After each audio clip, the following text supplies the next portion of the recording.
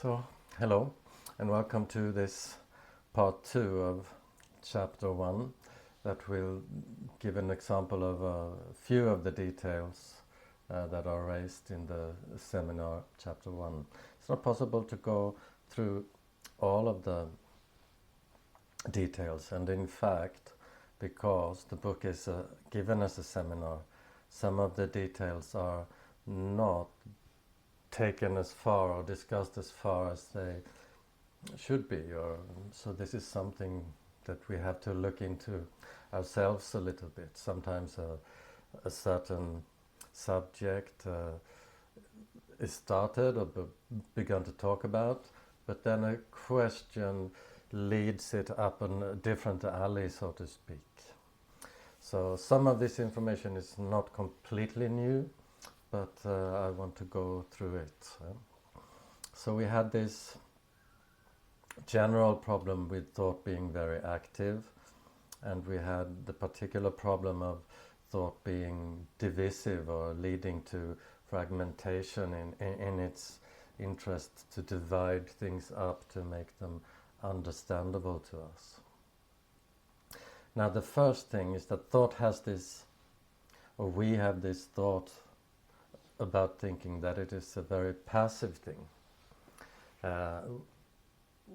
We can see this in the words that we give to it or attribute to it. So we call it knowledge, memory, information, facts, and so forth. It's as if we tend to believe that we are just reporting information or fact. That is the work of thinking or thought. However, as Bohm points out, the first thing to notice is that thought is very, very active. It's actively participating in nearly everything.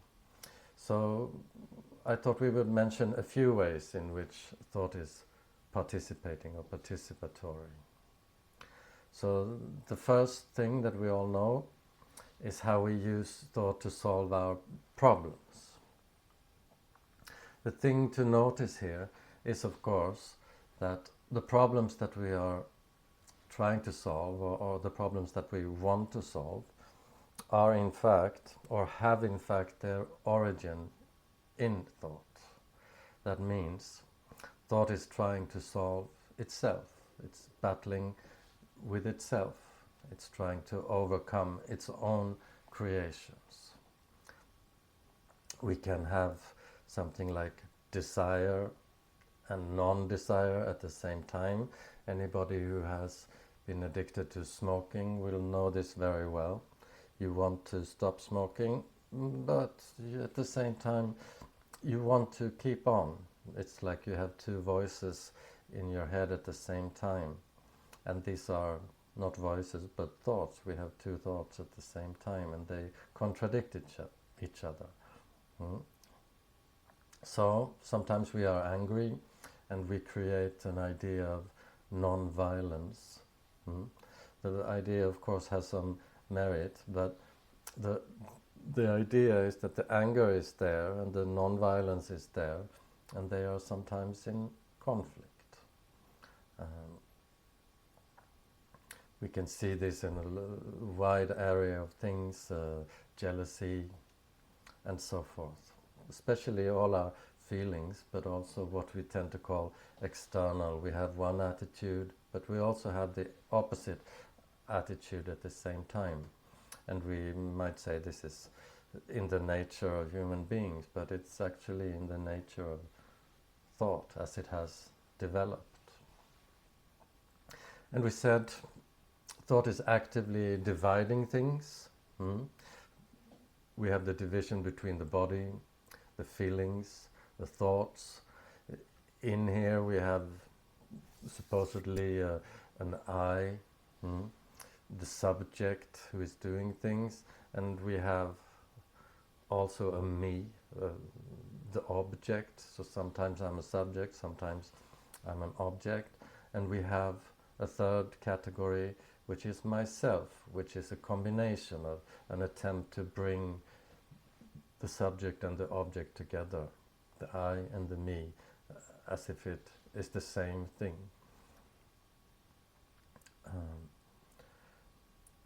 Another way in which thought is participating is very important, and it's one of the centerpieces of what we are reading about, is that thought actively participates in our perception.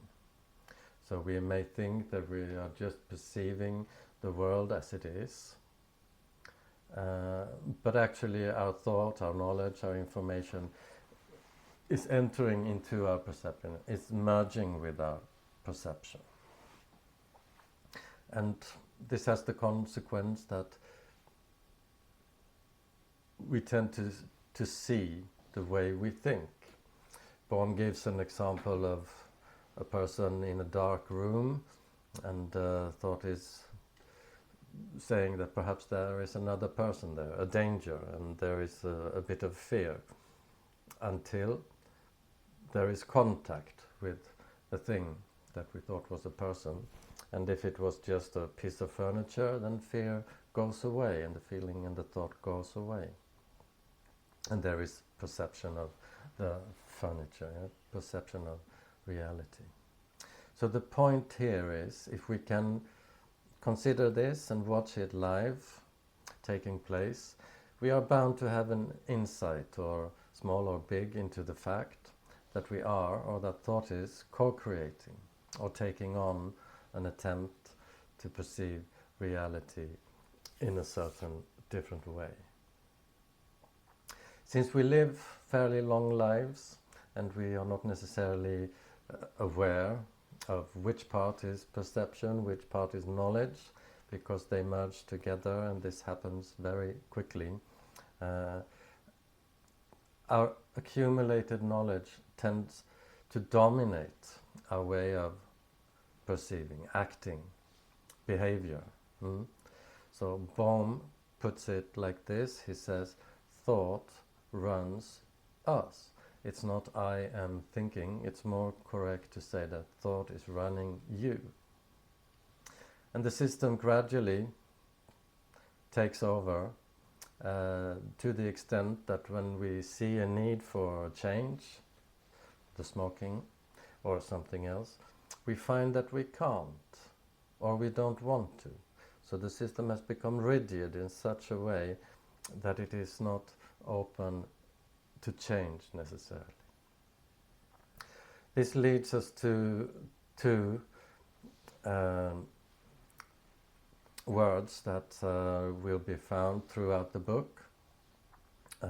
It's the idea of incoherence and sustained incoherence. So David Bohm makes a distinction here, because incoherence is inevitable. It's part to be there. We are supposed to be creative beings. We have the capacity to make a mistake, notice it, acknowledge it, correct it, trial and error, try again. But sustained incoherence is something completely different. It's when we continue in error. So we should say something about these two things. So presently, thought, as it is practiced, shared, the shared information, as it is shared in the world, is highly incoherent. So we must say that. But what does that mean? It means partly that thought is doing something, but it doesn't know that it's doing it, and therefore struggling against what it's doing. There is also this desire to keep on doing or thinking the way we are doing, even though we are struggling with the results of it. So we can take any problem just as an example. David Bohm is not talking about a global garbage problem, but I thought I'd just take that as an example. So it's something that we both wish to carry on with. We don't wish to carry on with the garbage, but we wish to carry on with trade, supermarkets, having easy access to food and goods and so forth. But all the garbage packaging seems unnecessary and is an unwanted result. So we have what we want and what we don't want. And I'm not an expert, but I read that we produce about 2 billion tons of garbage annually each year. So how much is that? So 2 billion tons is more weight than, for instance, all the cars in the world. So in the world, I googled it, there are about 1.5 billion cars in the world, and the garbage is 2 billion tons. A car is about 1 ton, so it's comparable. So annually we are producing that much garbage. That is not the point, however. The point we are discussing is that thought produces such unwanted results and then solves it. So we apply thought to solve it. For instance, in this case, through the idea of recycling. So when it comes to recycling, you can read a little bit about the statistics. It says that we do not recycle at all about 80% of all the garbage. It's not recycled. When it comes to plastic, the number is much higher, or even higher, sorry. So it's about 90%. It's, for technical reasons, it's not recyclable. But still we feel that this recycling is a very important idea. We defend it, and we think this is probably our best shot at solving the problem. In the future will be better if only some countries that are not taking it seriously would take it seriously. And that is the beginning of this attitude that thought has, that it can solve, it doesn't see what it's causing, it can solve it, and it also has the tendency to be coupled with the attitude that eventually the problem could be fixed. So as I said, Bohm is not talking about garbage or recycling. He's saying that this is an incoherence. And incoherent systems, they don't last. They tend to disappear. So this causing trouble, fixing trouble, but the problems are not fixed. These are incoherent systems at work, and they don't last. He says, in fact, that's the meaning of natural selection in evolution. So human beings can be looked at an incoherent system that probably is not going to last because of our incoherence. Incoherence, as long as it stays at the level of making simple mistakes and correcting them. It's part of our creativity. Things can go wrong, we realize it, we change it, we do something differently, we change it, we learn. But sustained incoherence is quite the opposite. Instead of taking notice, we carry on at all costs. We justify it, we battle the contradictions, we treat our creations as external events or problems. Perhaps we create an army to defend our problem. We don't follow the effects of our thoughts. We don't try to find the wrong information. So this sustained coherence is the situation we are faced with, or one of its phases. We tend to be overrun by the system of thought, which is creating sustained incoherence. And not outwardly only, inwardly, we produce all sorts of situations that we are battling with. A very familiar thing for most people would be the trouble between thoughts and feelings. I don't want to feel this way. So if I have caused a feeling, I don't want the feeling. Yeah. So the struggle between thoughts and feeling, the struggle between the two is very familiar. That's all I'm saying. So Bohm makes a comparison between incoherence or sustained incoherence to a well-known philosophical problem called begging the question. Begging the question has to do with the conclusions. Yeah? We assume we can have behavior A but not consequence B. Mm. We believe in cause and effect in many areas, but here we are inconsistent. It's perhaps because we do not see that thought is the cause of our problems. Yeah? So one of the greater or most acknowledged ideas from Bohm from this is called proprioception, the ability to see and be aware of thought, and this is the message going on, but we are not quite there yet. So we would have to say that it's perhaps because we do not see that thought is the cause of our problems. So instead we revert to things like solving the problems, getting rid of the problems, avoiding them.